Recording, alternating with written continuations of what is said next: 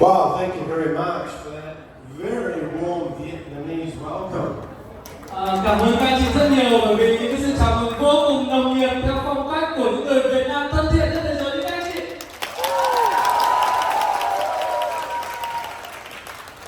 I'm very excited to be here today, and I just wanted to say, while I was sitting there listening to the talks today, how lucky all you people are here.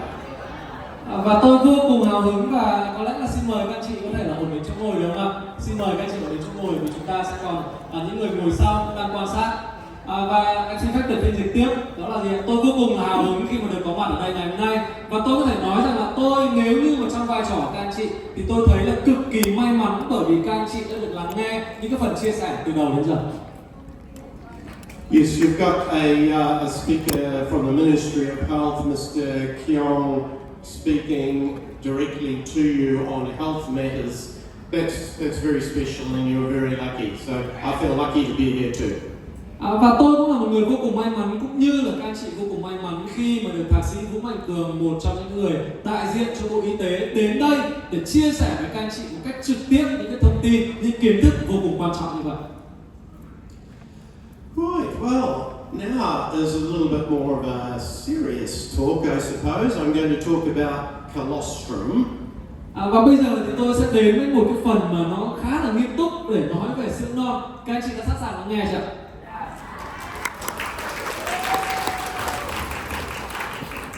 First of all, hands up everybody who took their colostrum this morning. Và các anh chị có thể giơ tay lên nếu như mà các anh chị đã uống sữa non sáng ngày hôm nay được không ạ? I think every hand in the room went up. Very good. Và tôi nghĩ rằng là tất cả mọi người trong khán phòng đã giơ tay và đó là một điều vô cùng tuyệt vời. Okay, so first of all, this first slide is a world view of colostrum consumption and the main markets for colostrum in the world. Và đây là một cái bức tranh về tất cả những thị trường sữa non trên thế giới, về cái mức độ tiêu dùng của những cái sản phẩm sữa non trên thế giới để các anh chị có thể nhìn thấy. And the key thing it shows here is that Asia here is leading the world in colostrum consumption. Và khi mà các anh chị nhìn thấy trên cái biểu đồ này thì châu Á chính là cái khu vực mà đang sử dụng và tiêu thụ sữa non nhiều nhất trên toàn cầu. Asia 2 times more than the USA. Và ở tại châu Á thì chúng ta tiêu thụ sữa non hơn gấp 2 lần so với thị trường Mỹ. 3 times more than Europe. Và gấp 3 lần so với thị trường châu Âu. So you are in the right place here in the middle of Asia to be taking and building a business on colostrum. Do đó là bây giờ là các anh chị đang ở đúng chỗ, đúng thời điểm để các anh chị là gì ạ? Kinh doanh cũng như là sử dụng những sản phẩm sữa non ở tại châu Á, đúng không ạ? And the next slide shows the producers of the world. And you can see here that New Zealand is the top producer of colostrum in the world. Và ở slide này thì các anh chị cũng sẽ có thể nhìn thấy được là những cái hình ảnh của những cái đất nước mà xuất khẩu các sản phẩm sữa non đứng đầu trên thế giới. Và trên top 1 chính là New Zealand thưa các anh chị. So you are sourcing from the best in the world, which is great for you too. Do đó là các anh chị đang sử dụng cái sản phẩm với những nguồn nguyên liệu là hàng đầu thế giới, các anh chị có thấy tuyệt vời không ạ? So why source from New Zealand? Nhưng mà câu hỏi sẽ là gì ạ? Tại sao chúng ta lại sử dụng những nguồn nguyên liệu đến từ New Zealand? Number one, New Zealand has clean air. Và cái yếu tố đầu tiên đó là gì? New Zealand có một cái không khí, một cái môi trường vô cùng trong sạch. Clean water. Có một cái nguồn nước vô cùng trong lành. Green grass. Và có những cái cánh đồng cỏ xanh ngát bất tận. Lots of green grass. Và chắc chắn rồi rất nhiều những cánh đồng cỏ xanh ngát bất tận ngút trời như vậy. Plus, New Zealand products have evidence-based claims for their health. So scientific evidence for the claims is important in New Zealand. Và đặc biệt là tại New Zealand thì với bất cứ những cái sản phẩm nào được sáng chế, được xuất khẩu thì nó đều cần phải có những cái những nghiên cứu khoa học để chứng minh được cái là gì, cái công dụng của sản phẩm đó. Do đó những sản phẩm ở tại New Zealand là những sản phẩm mà có bằng chứng sử dụng và bằng chứng khoa học vô cùng rõ ràng. So, a few more statistics about production of colostrum. New Zealand is the 8th largest milk producing country in the world, with 3% of global production. Và ở đây thì chúng ta sẽ có thêm một số những thông tin khác, đó là New Zealand là cái quốc gia mà sản xuất sữa lớn thứ 8 ở trên thế giới, và sản lượng ở tại New Zealand thì chiếm 3% toàn cầu. 3% of production, but 30% of global dairy exports, which is because most other producers don't export, they consume it within their own country. Và những khi mà New Zealand đạt 3% cái sản lượng sữa toàn cầu, nhưng New Zealand lại chiếm đến hơn 30% cái sản lượng sữa mà được xuất khẩu đi ở trên toàn thế giới. Và điều này có thể hiểu được rằng là rất nhiều những cái đất nước họ cũng có thể sản xuất ra những cái sản phẩm từ sữa, nhưng họ có thể sử dụng ở bên trong đất nước của họ, hoặc là nó không đủ cái tiêu chuẩn xuất khẩu lớn như New Zealand, và New Zealand thì chiếm đến 30% cái sản lượng xuất khẩu trên toàn cầu. In New Zealand, we have about 5 million people and 4.5 million cows. Và ở tại New Zealand thì chúng tôi có một cái dân số vào khoảng 5 triệu người, nhưng mà cái dân số của bò thì cũng vào khoảng là 4,5 triệu con bò các anh chị. We have a very natural environment. We have the sunlight of Spain and the climate of Bordeaux in France. Và New Zealand thì được có một cái vùng khí hậu mà rất là được ưu ái. New Zealand thì được bao quanh bởi là gì ạ? Những cái giống như là những cái ánh nắng của Tây Ban Nha, nhưng mà lại có một cái vùng nhiệt đới khí hậu nó giống như Bordeaux của Pháp. Hands up who has been to New Zealand. Và nếu như mà các anh chị đã từng đến New Zealand có thể giơ tay cho tôi nhìn thấy được không ạ? Oh, good, quite a few. That's good. Một số các anh chị thì đã đặt chân đến New Zealand rồi. Hands up who wants to go to New Zealand. Nhưng mà bây giờ thì hãy giơ tay nếu các anh chị muốn đến New Zealand. Wow. I hope to see you all there one day. Và tôi chắc chắn rằng là muốn gặp tất cả các anh chị ở tại New Zealand vào một ngày nào đó. Các anh chị quyết tâm không ạ?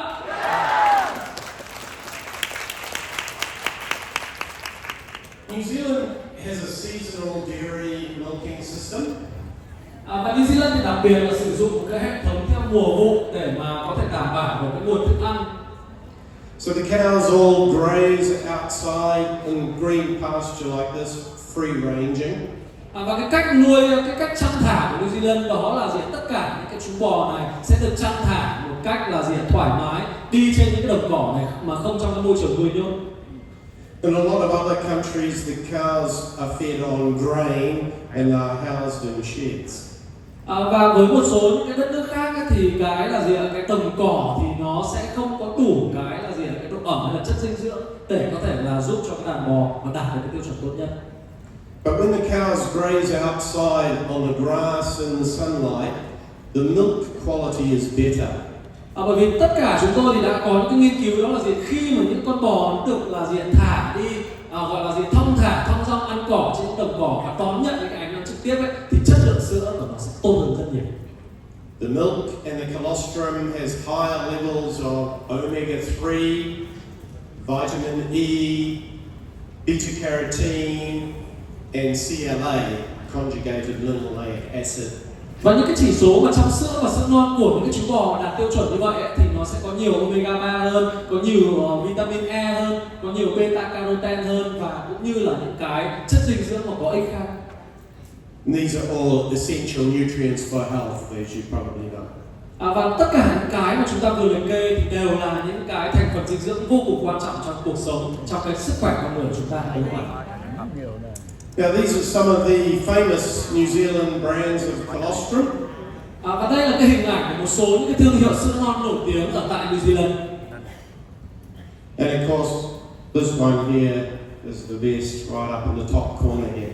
Và tôi có thể nói rằng là cái sản phẩm mà nằm trên cái góc trên cùng bên trái ấy, là cái sản phẩm tuyệt vời nhất, đồng ý với tôi không ạ? Oh, sounds like you recognize that one. Có vẻ như là các anh chị cũng nhận ra người quen của mình trên này. Okay, Now, so what actually is colostrum? Vậy thì bây giờ chúng ta sẽ đến với một cái phần mà nó khoa học hơn một chút. Vậy thì sữa non thực sự là gì? So you can describe it to your family and friends as first milk. Và nếu như mà chúng ta nói một cách đơn giản nhất khi mà chúng ta miêu tả dành cho những người bạn của mình hoặc là gia đình của mình thì sữa non chính là cái sữa đầu tiên. It's the first milk produced by the mammary glands of all mammals straight after birth. Và cái sữa non này là sữa đầu tiên khi mà một cá thể mẹ sau khi sinh con ấy, thì nó tiết ra được cái sữa này đầu tiên để có thể nuôi con của mình, những cá thể con. It's the perfect food for health. Và có thể nói sữa non là một cái thực phẩm hoàn hảo cho cái sức khỏe của chúng ta. It's designed by nature for the infant at the most vulnerable time of the life. Bởi vì sữa non thì nó được tiết ra trong một cái giai đoạn rất là đặc biệt, trong một cái giai đoạn đau đớn nhất, khó khăn nhất của cá thể mẹ, và nó chính là một cái món quà của thiên nhiên. And cow's colostrum is sourced from only healthy cows. Và tất cả những cái con bò mà tạo ra những cái dòng sữa non như vậy thì đều là những cái con bò rất là khỏe mạnh. It's a rich source of antibodies, immunoglobulins like IgGs, growth factors, peptides, and bioactive carbohydrates. Và trong sữa non thì chứa một cái hàm lượng rất là quan trọng, đó là kháng thể, immunoglobulin, những cái là gì, những cái yếu tố tăng trưởng, peptide cũng như là một số những cái hoạt tính sinh học khác. And of course, cow's colostrum is also very important and effective for humans.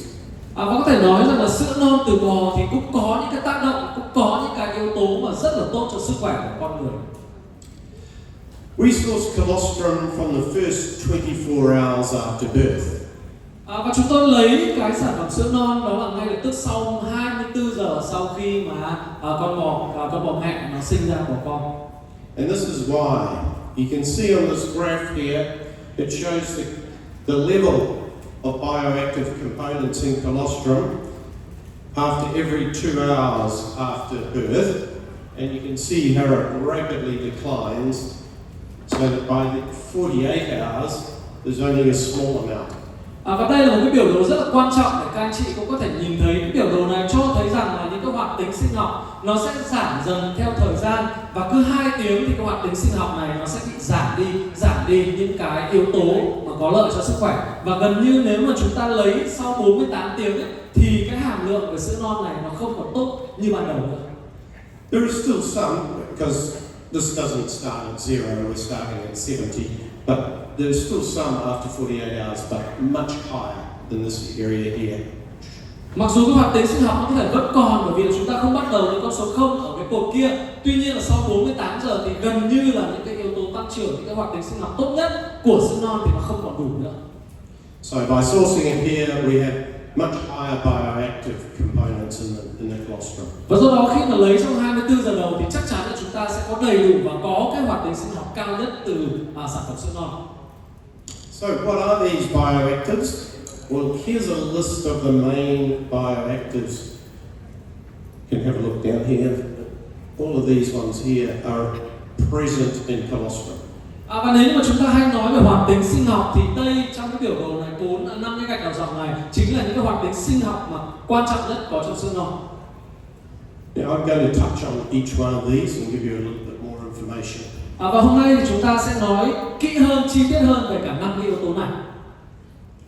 So at the top of the list, and most importantly, the one that you probably all know about is the immunoglobulins, which is IgG, and they are antibodies. Và cái yếu tố đầu tiên mà chắc hẳn là nhiều các anh chị biết đến nhất đó chính là cái yếu tố về kháng thể immunoglobulin, và được gọi là IgG, đúng không ạ? So antibodies give us immunity. They're the same way as a vaccine gives us immunity. Và có thể nói là kháng thể thì cũng giúp cung cấp và nâng cấp cái hệ miễn dịch của các anh chị, hỗ trợ hệ miễn dịch của các anh chị với một cái vai trò tương đương giống như là chúng ta tiêm vaccine mà hỗ trợ hệ miễn dịch vậy. So what happens when the cow is grazing out in the pasture and it comes into contact with lots of bacteria and viruses in the grass and in the dirt, and these pathogens or these germs stimulate an immune response in the cow. Và nếu như mà chúng ta có còn nhớ cái hình ảnh những cái chú bò mà thong dong được thả và đi ăn ở những cánh đồng cỏ ấy, thì khi mà nó đi ăn ở những cánh đồng cỏ đấy thì những yếu tố mà những virus này, vi khuẩn ở bên ngoài này, những cái yếu tố về bụi bẩn này, nó sẽ làm cho là gì ạ? Tăng thêm những cái yếu tố về tăng miễn dịch của bản thân con bò đó và giúp sản sinh ra những cái là gì? Kháng thể có trong sữa bò là vì vậy. And so these antibodies then go into the milk, into the colostrum, and they are then stored ready for when the calf needs protection. Và sau đó thì tất cả những cái lượng kháng thể đó mà để giúp tăng cường cái miễn dịch đó thì nó được vào bên trong cơ thể con bò, được vào bên trong sữa non và được sản sinh ra khi mà con bò là gì ạ? Nó sinh con. We always make sure the calf gets what it needs before we then take the surplus, because the cow produces more than the calf needs. So we take the surplus and we produce our colostrum product from it. Và chúng tôi luôn đảm bảo rằng là tất cả những cái lượng sữa non mà một con bê con cần thì nó sẽ có đầy đủ. Bởi vì thông thường thì một con bò nó sẽ sản sinh ra cái lượng sữa non nhiều hơn cái nhu cầu của một con bê con. Do đó chúng tôi sẽ lấy cái lượng dư ra khi một con bê con nó không còn cần đến cái lượng đó nữa để chúng tôi có thể thu hoạch. And then when we consume that colostrum, we also get the same immune response and we get the protection from those antibodies, those immunoglobulins. Và điều đặc biệt là khi mà chúng ta sử dụng, khi mà chúng ta tiêu thụ những cái sản phẩm sữa non này vào cơ thể thì nó cũng sẽ giúp sản sinh và giúp cho chúng ta tăng cường được cái hệ miễn dịch của mình. Also in colostrum, apart from the immunoglobulins, are all of these growth factors. Và bên cạnh cái kháng thể đó thì ở bên trong sữa non thì còn có những cái yếu tố tăng trưởng nữa. There's insulin-like growth factor, which is a very important factor for protection against diabetes. Và các yếu tố tăng trưởng mà giống insulin này được có trong sữa non ấy, thì là một trong những cái yếu tố rất là quan trọng và đặc biệt là quan trọng với sức khỏe của những người mà bị bệnh đái tháo đường. There is transforming growth factor, epidermal growth factors for skin, and fibroblast growth factor. Và trong sữa non thì còn có những yếu tố tăng trưởng biểu bì, những yếu tố tăng trưởng nguyên bào sợi vân vân. As well as platelet-derived growth factor, which is for also immunity, for a blood response. Và bên cạnh đó thì có những yếu tố tăng trưởng mà có nguồn gốc từ tiểu cầu để có thể hỗ trợ cho cái việc là chúng ta sản sinh, hỗ trợ cho cái việc là máu ở bên trong cơ thể này. So, as well as growth factors, there's also a whole lot of enzymes in colostrum, and some of them are listed here. Vậy thì khi mà chúng ta đã nói xong về những yếu tố tăng trưởng mà có bên trong sữa non thì chúng ta sẽ nói đến những cái enzyme có ở trong sữa non. Lactoperoxidase, that's an enzyme that is antibacterial. Đầu tiên là cái enzyme lactoperoxidase, đây là một cái kháng khuẩn.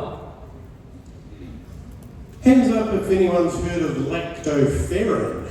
Và cái thứ hai, nếu như mà các anh chị đã từng nghe đến cái từ này thì các anh chị có thể giơ tay cho tôi thấy, đó là từ lactoferrin. Lactoferrin, yes, okay. It's a supplement on its own, actually. Lactoferrin is a milk protein for immunity, and it's useful for iron supplementation. But you have it in colostrum. You don't need another supplement because it's actually here in colostrum.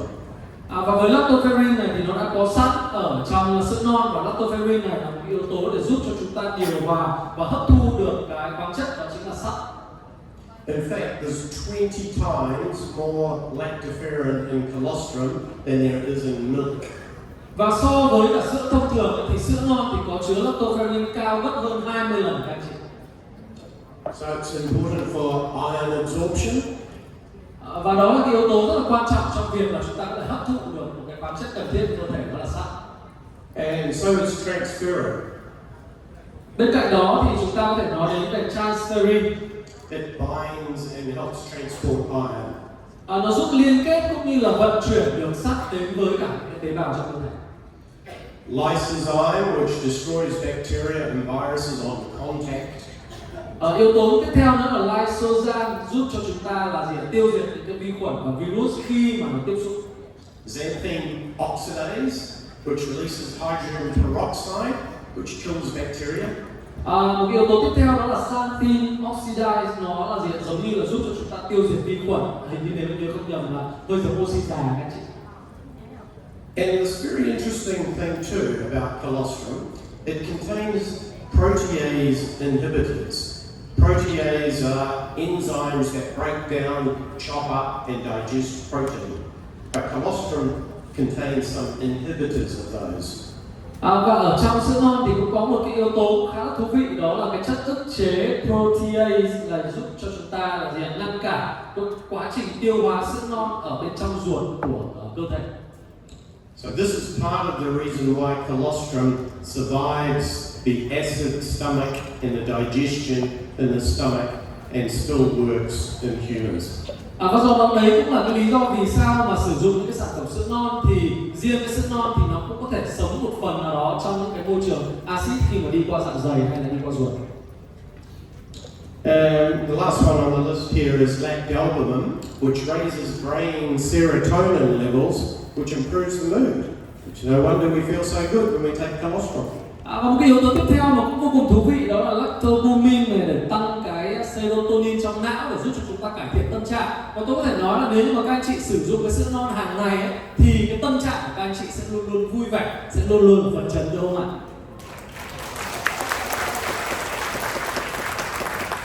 Maybe that's why you're such a happy group here. Và nếu như mà chúng ta nhìn vào những gương mặt của những người xung quanh, chúng ta có thể hoàn toàn đảm bảo điều đó mà, đúng không ạ? Rồi, yes. Colostrum also contains cytokines. These are immune regulating chemical messengers that help the cell-to-cell communication in the body. Và bên cạnh đó thì sữa non cũng có chứa cytokine để giúp cho chúng ta, đó là gì ạ? Nó giống như là giúp cho những cái tế bào có thể giao tiếp được với nhau.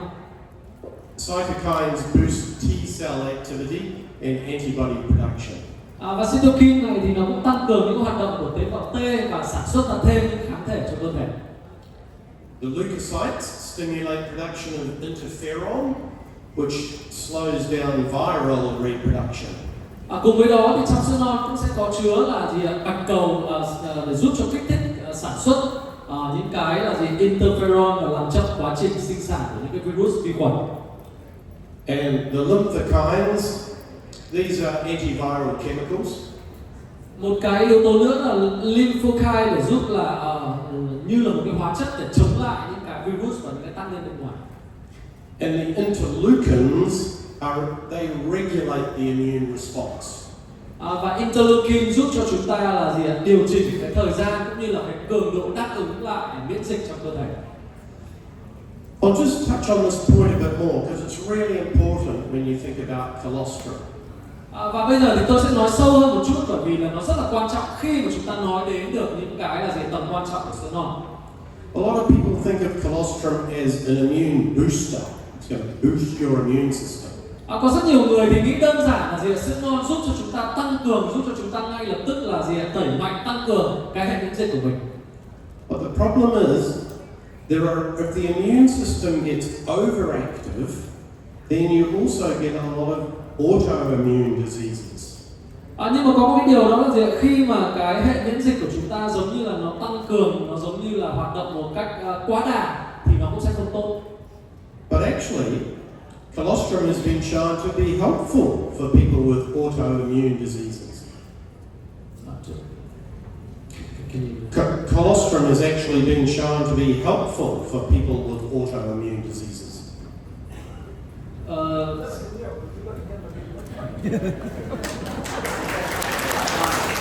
Bên cạnh đó thì sữa non cũng sẽ rất là hữu hiệu dành cho những cái người bệnh nhân mà gặp những cái vấn đề về bị bệnh, về suy giảm hệ miễn dịch. It's a bit of a difficult concept to understand, but colostrum is an immune modulator. So it does boost immunity, but it also actually helps modulate the immune system. Chúng ta có thể hiểu rằng là gì sữa non thì nó không chỉ là đóng cái vai trò mà tăng cường cái là gì cái hệ miễn dịch của chúng ta, mà nó tạm gọi là giống như là điều hòa được cái hệ miễn dịch của chúng ta nữa các anh chị. Yeah, modulate means regulates the immune system. Okay, but wait, there's more in colostrum, right? There's a lot we've already talked about that's in colostrum, but there's also all of these vitamins and minerals. Nhưng mà chưa hết, bởi vì tất cả những gì chúng ta miêu tả vừa rồi với colostrum thì nó vẫn là với sữa non thì nó còn chưa đủ, bởi vì bên trong sữa non còn có những cái chất dinh dưỡng nữa. So colostrum is really powerful. It has all of these things in one complete healthy food. Và có thể nói là sữa non giống như là một cái sản phẩm toàn diện mà có thể là bao gồm tất cả những yếu tố cần thiết cho sức khỏe ở cơ thể con người. So in summary, colostrum is the most powerful, complete, natural, bioactive food that we will ever consume. Vậy thì tóm lại cái điều mà có thể chia sẻ với các anh chị là gì? Sữa non chính là một cái thực phẩm mạnh mẽ nhất này, hoàn hảo nhất và tự nhiên nhất, cũng như là có cái hoạt tính sinh học nhất so với tất cả những sản phẩm khác mà các anh chị có thể biết được. So what about the health benefits of colostrum? Vậy thì đâu sẽ là những cái lợi ích của sữa non? Well, there is a lot of scientific and clinical evidence for the benefits in all of these areas. Và tất cả những cái lợi ích của sữa non này thì đều có những cái nghiên cứu khoa học đã chứng minh được những cái lợi ích đó. So there's, I actually have a database of over 700 published papers on colostrum. Và tôi thì có một cái cơ sở dữ liệu khoảng hơn 700 những cái nghiên cứu khoa học về những cái lợi ích của sữa non.